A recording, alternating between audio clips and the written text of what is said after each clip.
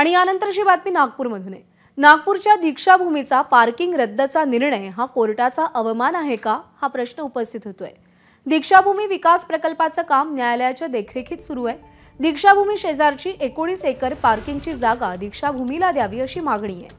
मुंबई उच्च न्यायालयाच्या नागपूर खंडपीठात अर्जाद्वारे ही मागणी करण्यात आली आहे। मूळ याचिकाकर्ते ॲडव्होकेट शैलेश नारनवरे यांनी अर्ज केलाय।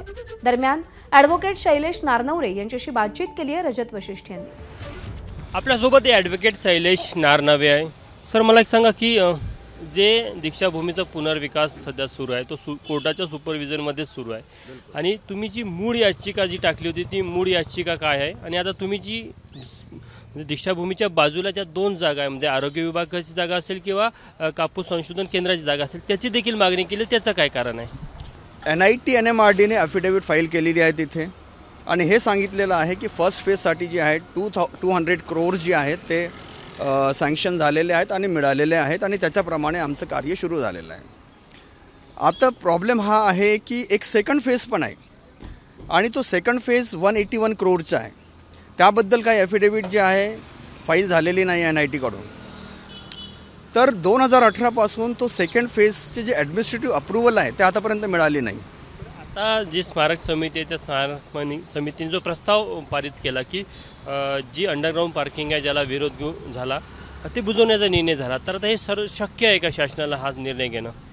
आता मी एक ॲप्लिकेशन केलेली आहे आणि त्या ॲप्लिकेशनमध्ये मी अशी रिक्वेस्ट केलेली आहे कोर्टाला की तुम्ही इंटरव्हीन करा आणि डायरेक्शन द्या गव्हर्नमेंट ऑफ महाराष्ट्राला आणि जे रेलेवंट जे ऑथॉरिटीज आहेत त्यांना डायरेक्शन द्या तुम्ही की ही जे माता कचेरीची जी लँड आहे 16.44 एकर आणि हे कॉटन रिसर्च इन्स्टिट्यूट आहे हे 3.84 एकर आहे आणि हे दीक्षाभूमीला लागून आहेत। तर हे जर जमीन जी आहे दीक्षाभूमीला जर दिली डेव्हलपमेंटसाठी तर हे अंडरग्राऊंड पार्किंगचाही प्रॉब्लेम सॉल्व होतो आणि याच्यामध्ये जे आहे अजून नवीन प्रोजेक्ट जे आहेत जसं शेगावमध्ये झालेलं आहे तसं मास्टर प्लॅन जे आहे याच्यावर होऊ शकते, कारण की हे अराऊंड जे आहे 20 एकर जमीन आहे।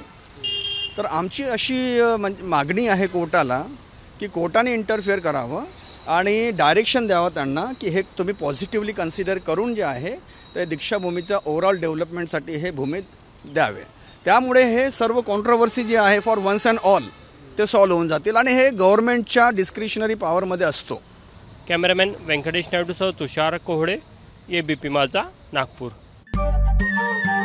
नमस्कार। मन शुद्ध तुझं ही वेगळ्याच प्रकारची मालिका तुम्हा सगळ्यांना खूप आवडली होती। याचा दुसरा सीझन कधी येणार अशी विचारणा झाली। प्रतीक्षा संपली आहे मित्रांनो। येतोय मन शुद्ध तुझंचा दुसरा सीझन। होई मन शुद्ध